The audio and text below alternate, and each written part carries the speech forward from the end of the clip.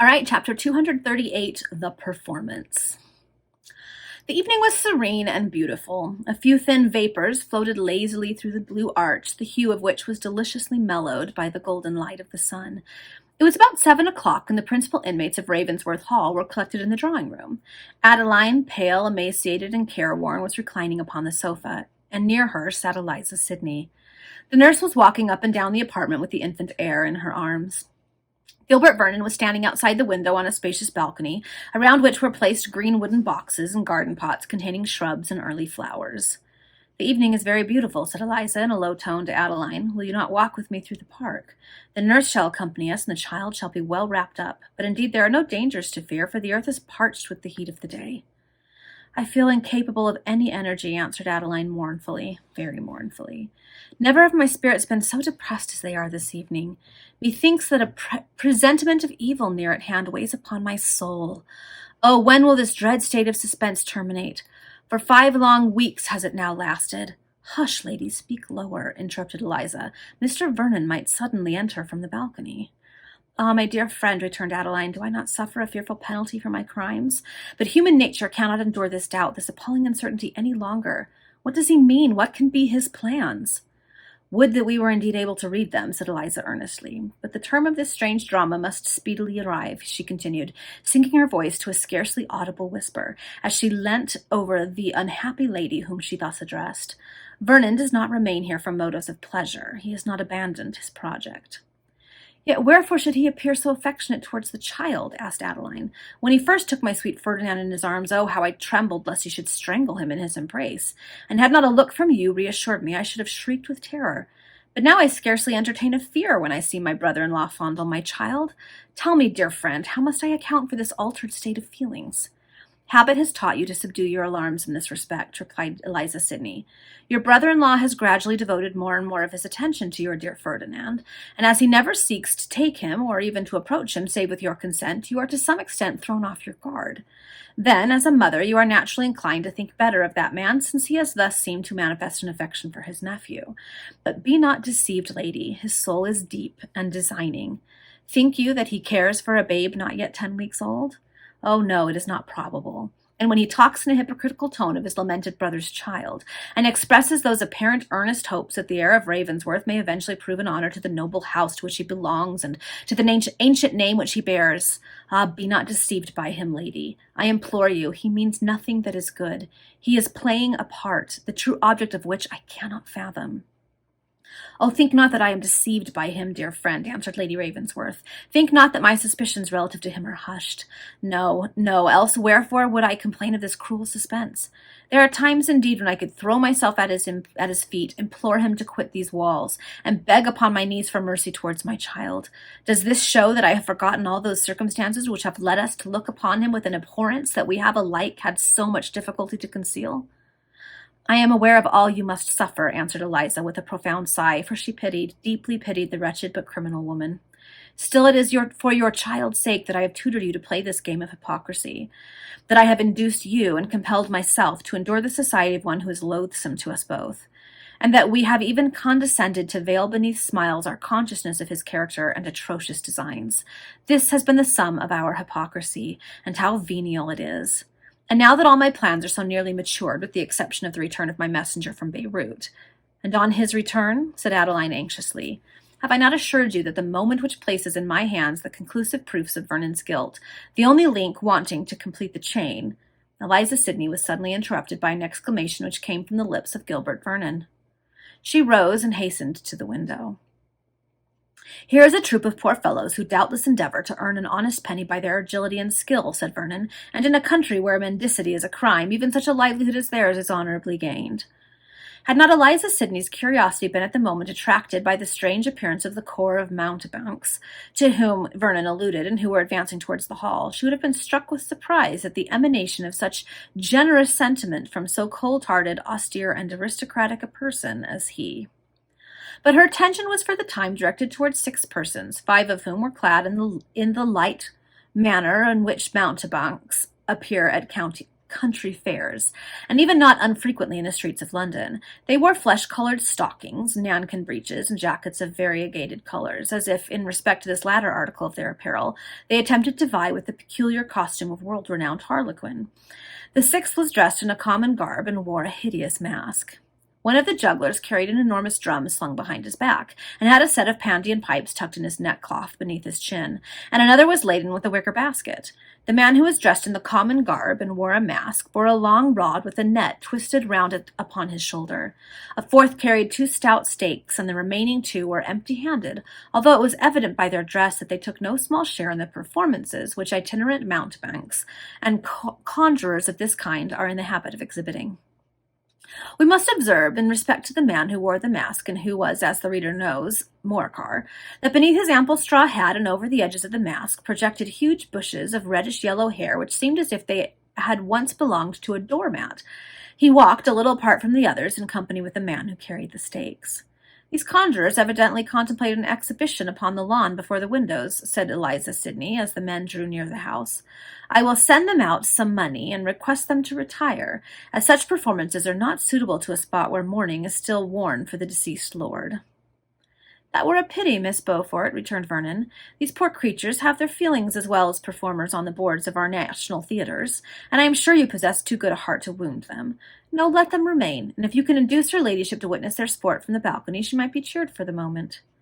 "I should be sorry to wound the feelings of any living being who did not injure me," answered Eliza, "but—" "Nay, my dear Mrs. Beaufort," interrupted Vernon, "do not refuse me this request. You cannot think I am boy enough to care for the tricks of these jugglers.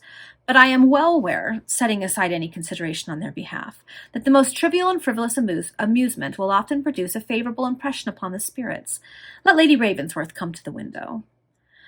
Eliza scarcely knew how to offer any further objection. She was, however, about to make some remark in answer to Mr. Vernon, when the point at issue was settled by that gentleman beckoning the foremost mountebank to advance under the window.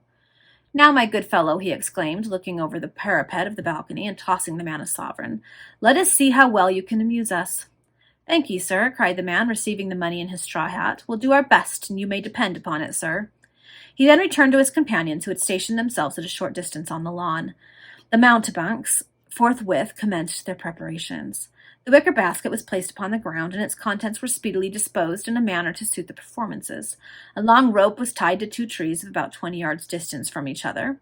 Some common blue plates and a wash-hand basin were laid upon the grass, and then a number of small yellow balls were ranged in a line and at short intervals apart across the lawn. While some of the men were making these arrangements, Morcar and his companion advanced to within a short distance of the balcony, and drove the 2 stakes firmly into the ground. To the tops of these stakes they fastened the ends of the iron rod, without, however, unrolling the net, but in such a manner that the rod itself would revolve with ease, and the entire net might be drawn out in a moment. They then took their post, each by one of the stakes, and there remained motionless.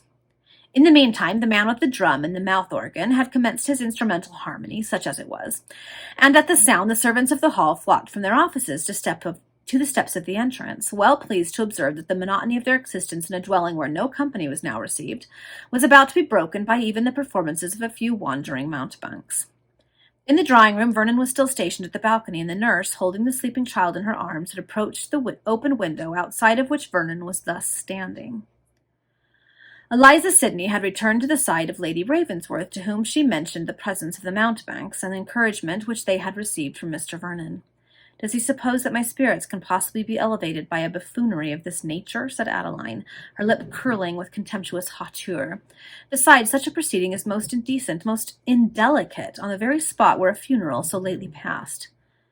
"And yet it suits not our present purpose to anger him," returned Eliza. Lady Ravensworth was about to reply, when Quentin entered the room and placed a letter in Eliza's hands. The valet then withdrew. Eliza immediately recognized the writing of the faithful Filippo, and opened it in haste. Her countenance evinced signs of satisfaction as she perused its contents, but ere she reached the end she sighed deeply. "You have evil tidings there," whispered Lady Ravensworth, who had attentively watched her friend's countenance, "and yet methought you smiled at first." "I smiled," answered Eliza, also in a low tone, "because I was rejoiced to find that the only link wanting to complete the chain of evidence against that villain," glancing towards the window as she thus spoke, "is now complete, and tomorrow—" "Ah, your messenger has returned from Beirut," said Adeline joyfully. "Then wherefore seem sorrowful?" because the tidings which I now receive confirms the terrible suspicion that your husband was indeed murdered, coldly, systemically, methodically murdered by his own brother, answered Eliza. Alas, for the honor of human nature that such things should be. Adeline became red as scarlet, and a profound sigh escaped her bosom, for was she not also a disgrace to human nature? Eliza forgot at the moment that her words were calculated to wound the already deeply lacerated heart of Lady Ravensworth, else not for a moment, criminal as Adeline was, would those words have escaped her tongue. Neither did she perceive the acute emotions which she had awakened, for she was intent upon the reflections excited by the arrival of Filippo's letter. In the meantime, the sports upon the lawn had commenced. One of the mountebanks ascended to the tightrope and performed many curious evolutions, much to the amusement not only of the servants assembled upon the steps at the entrance, but even the nurse at the window. When the dancing was over, a second juggler balanced a first blue plate and then the basin on the point of a long stick, making them spin rapidly round to the especial delight of the female servants. The nurse, too, was so very amused that she crossed the threshold of the window and advanced a little upon the balcony, the better to view the performance. Vernon seemed intent upon the sports, and did not appear to notice that the ladies were not spectators also, but perhaps he might have thought that they were at another window.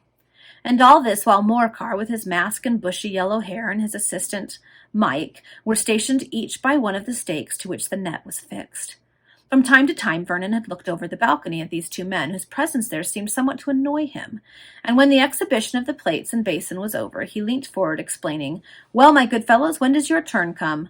And what are you going to do with that iron pole and net?" "You shall see presently, sir," said Morcar. "It will be the best trick of the whole, as I know you'll admit." It is all right, thought Vernon to himself. These fellows know not the motive for which they were hired, and therefore the fact of their placing the net there can only be a coincidence. However, it is far enough away from the flagstones to suit my purpose. Is he going to throw the kid off the balcony or something? Such were the rapid reflections which passed through Vernon's brain. And had searching eyes been fixed upon his countenance now, they would have observed that although he seemed to watch the sport with a zest passing strange in a man of his years, there were far more important matters agitating in his brain, for his face was pale, his lips quivered from time to time, and even while his head remained stationary, as if he were looking straight towards the lawn, his eyes were wild and wandering. Amidst the servants on the steps of the entrance stood the Resurrection Man, apparently one of the most enthusiastic admirers of the sport. But he, as well as his employer in the balcony, was somewhat annoyed when he beheld the iron rod and the net which was rolled round it, placed upon the stakes, on the verge of the lawn, almost beneath the open window of the drawing-room. Another circumstance likewise engaged his attention. This was that he had only seen 5 jugglers when he had first hired them for the performances, whereas there were now 6 present. He, however, consoled himself with the idea that the man in the mask and his companion had taken their station so near the balcony, simply because their exhibition, whatever it was, should be better viewed by the inmates of the drawing-room, and relative to the presence of the 6th juggler, he said to himself upon second thoughts, "Well, after all, the troop might have been joined by another comrade, since I saw them last night." But to continue the thread of our narrative. The last beams of the setting sun were flickering faintly in the western horizon, when the jugglers commenced what may be termed the third act of their performances, namely the athletic exercises. They had wrestling matches, took extraordinary leaps, and performed various other feats of strength and skill. These being over, one of the band threw himself back, supporting himself with his hands on the ground, and in this position ran on all fours along the line of yellow balls, picking them up with his mouth one after the other with astonishing rapidity. This feat elicited a burst of applause from the servants on the steps, and the nurse, still holding the child in her arms, advanced close upon the parapet of the balcony. "Yeah, I think Vernon's plan is to shove the baby, maybe the nurse with him, off of the balcony. Let's hope Morcar put the net in the right place." The sun had already set when the last feat began. The twilight was, however, sufficiently strong to permit the spectators to obtain a good view of the performance, but the jugglers now paused for a few minutes to rest themselves, and during that interval the duskiness sensibly increased. "I wonder what these men are going to do with their iron pole and net," observed Vernon. "Surely their turn must have come now." The nurse looked over the parapet to see whether the man in the mask and his companion were still stationed near their apparatus, the use of which puzzled her amazingly. At that moment 2 of the jugglers who had advanced from the lawn towards the flagstones that skirted the wall of the mansion threw each a detonating ball upon the pavement. The explosion was loud, abrupt, startling, and a volume of dense smoke instantly burst, as it were, from the ground, enveloping the balcony and pouring even into the drawing-room through the open window. And almost at the same instant that the explosion took place, a terrible scream pierced the air, and this was followed by agonizing shrieks mingled with frantic cries. The child! The child! Merciful heavens, said Eliza Sydney, rushing from her seat near Lady Adeline to the window. But she was met by the nurse, who darted in from the balcony, clasping her hands together and still screaming wildly. The child! The child! Vernon also rushed into the room, crying, The infant has fallen over. Oh, my nephew, my dear nephew! And he sank upon a chair as if overcome by his grief. Murderer, vile, detestable assassin, exclaimed Eliza Sydney. This was no accident.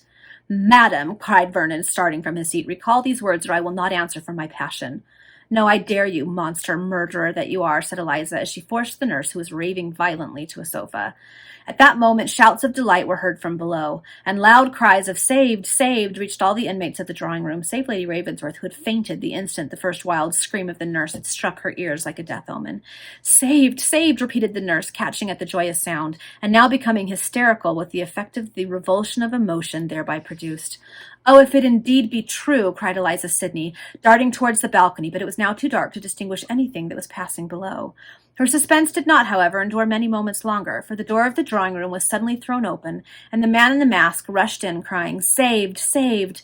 Eliza hastened to meet him and received the child in her arms. The little innocent was indeed unhurt, to all appearances, but was crying bitterly. Yeah, I bet! That'd scare him! Thank God, exclaimed Eliza fervently as she pressed the child to her bosom. Quentin now made his appearance with lights, and several of the servants had followed him as far as the door of the room. Call the lady's maid Quentin for your mistress, said Eliza hastily. She has fainted. Bring water, vinegar, perfume. I dare not part with the child. The lady's maid was close by, and hastening into the room, she devoted the necessary attentions to Adeline, who, soon recovering, opened her eyes, gazed wildly around, and then exclaimed in a frantic tone, My child, my child!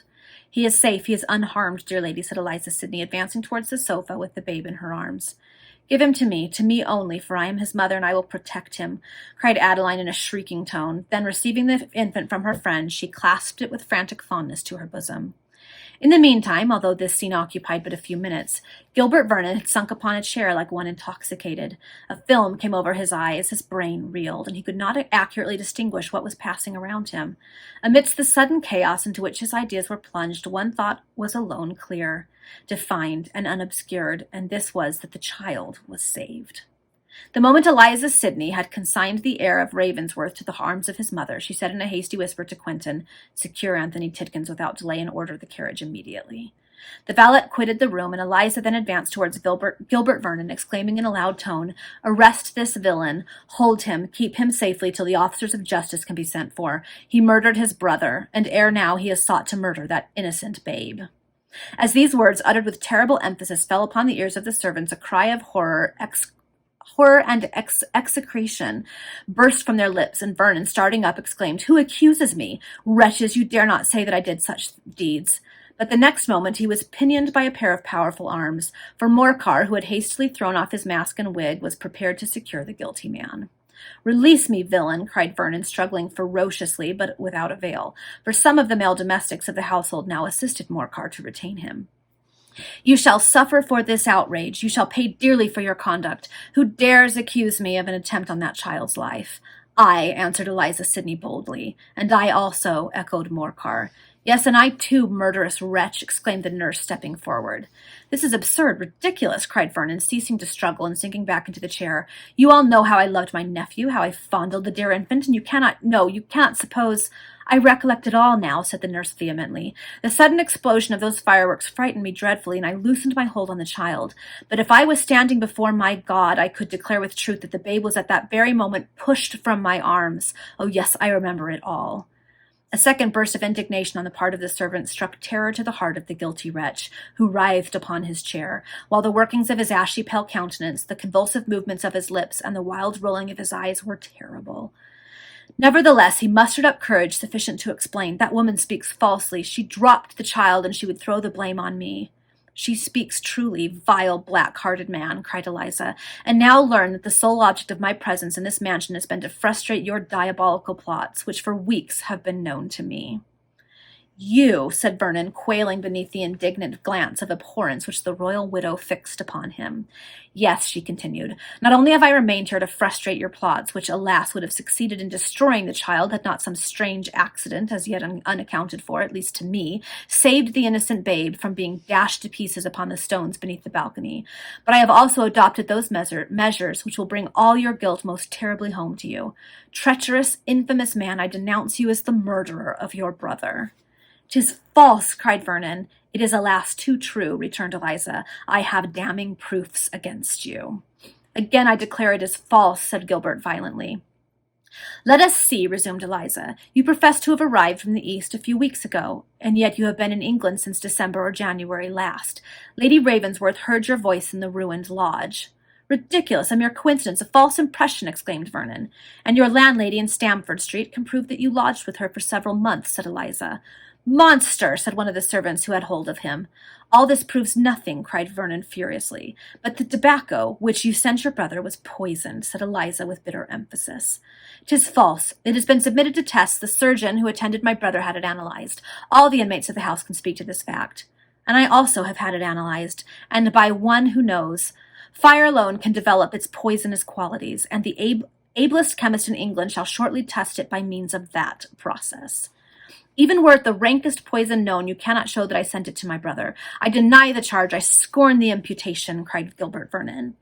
"You will speak in a tone of diminished confidence," said Eliza calmly, "when you hear that I dispatched a messenger to Beirut, that the very place where you purchased the tobacco in that town has been discovered, that the merchant who shipped it for you has made an affidavit before the British consul at Beirut to this effect, and that the precise time when you embarked from Beirut for England has also been ascertained. Nay, more. The letters sent to your address in that town announcing the death of your brother reached their destination long after you had left, and were never opened, nor even seen by you, yet you affected to return to England in consequence of the receipt of those letters." "And who are you, madam, that have taken such pains to collect these particulars, which you are pleased to call evidence against me?" demanded Vernon. "Is the scion of a noble race to be maligned, outraged, accused of atrocious crimes by an unknown but meddling woman?" So he's like, "And who are you to accuse me?" "Oh, you have no idea." "Again, you speak at random," answered Eliza, "for did I choose to proclaim my title and my rank, you would admit that not even the owners of the proud name of Ravensworth possess a dignity so exalted as mine. Let me, however, return to the sad subject of my discourse. Let me convince you that the evidence of your crime is so overwhelming that penitence and prayer would become you far more than obstinacy and haughty but vain denial.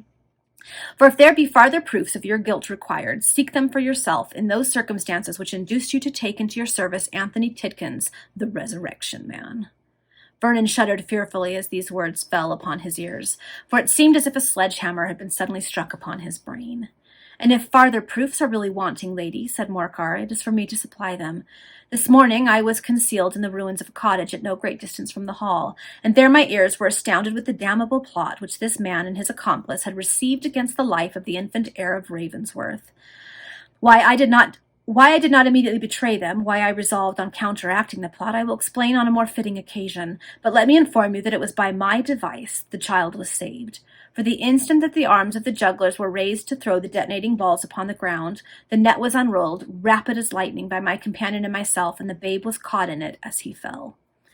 "Excellent man!" exclaimed Eliza Sidney, while a murmur of applause passed amongst the assembled servants. "Who are you? What is your name?"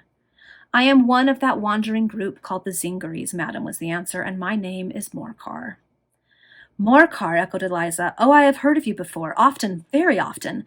The Prince of Montoni speaks of you as a friend, and your services to him in the Castelcicalan War have become a matter of history." "Ah, is it possible?" cried Morcar, who for some moments had been studying Eliza's features with attention, for he had seen many portraits of her in his sojourn in Italy, and a light now broke upon his memory. "Is it possible that I am in the presence of her whom that great prince owes his life?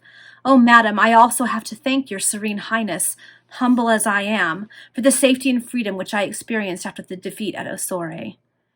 And as he spoke, Morcar abandoned his hold upon Gilbert Vernon and fell upon his knees before the royal widow. "Rise, Morcar," she said hastily. "I have renounced forever the proud title of Grand Duchess, and would henceforth be known as Eliza Sidney. Moreover, this is no time for homage. even were I disposed to receive it. The knee of Morcar bows not to the princes, because they are princes, returned Morcar proudly and yet respectfully, but to men or women who by their virtues deserve such homage. At that moment a cry of alarm burst from the servants who had still retained their hold upon Vernon, and at the same instant this guilty man sprang furiously from their grasp, hurled them violently aside, and ere a single hand could stop his mad career, rushed to the window. Morcar bounded after him, but it was too late. Gilbert Vernon had precipitated himself from the balcony. I did not see that coming. The sound of his fall upon the pavement beneath struck upon every ear in that drawing room. Some of the servants hastened downstairs and ran to the spot where Vernon lay. They raised him, they bore him into the hall, but the moment the light of the lamps fell upon him, they perceived that all human aid was unavailing. Thus did he meet the fate which he had all along intended for his infant nephew. Terrible suicide, but just retribution. Half an hour after this dread event, a travelling carriage rolled rapidly away from Ravensworth Hall. In it were seated Adeline, with her child upon her lap, her lady's maid and the nurse. The faithful Quentin, who had been induced by the persuasion of Eliza Sidney to remain in the service of Lady Ravensworth, occupied the dickey behind the vehicle. Adeline was now on her way to Dover, whence she purposed to pass to the continent, her intention being, in pursuance of the advice of Eliza, to seek some retired spot in the south of France, where she might at least find tranquillity and repose, if not happiness, after the rude storms to which she had lately been so fearfully exposed. Not that this self-expatriation was compulsory on account of Lady Ravensworth's one dread crime. It was nevertheless the project to which we have before alluded, and by which Eliza had planned that Adeline should escape from the consequences of any revelation that might be made by the Resurrection Man in respect to the murdered Eliza Hutchinson. But no such revelation was made, inasmuch as Tidkins had disappeared from the mansion ere Quentin received the order to secure him. For the instant the cry of "Saved! Saved!" fell upon the ears of the Resurrection Man, and conveyed to him the stunning fact that the scheme had failed, that the child had escaped in some marvellous manner that fate intended for it, then did he know full well that Ravensworth Hall was no longer the place for him. Reckless of what might become of Vernon, and unnoticed by the servants amidst the confusion which prevailed immediately after the fall of the child from the balcony, Tidkins slipped out of the mansion by the back way, and was speedily beyond the reach of danger. Thus terminated that terrible series of incidents which constitute so strange an episode in the annals of the family of Ravensworth.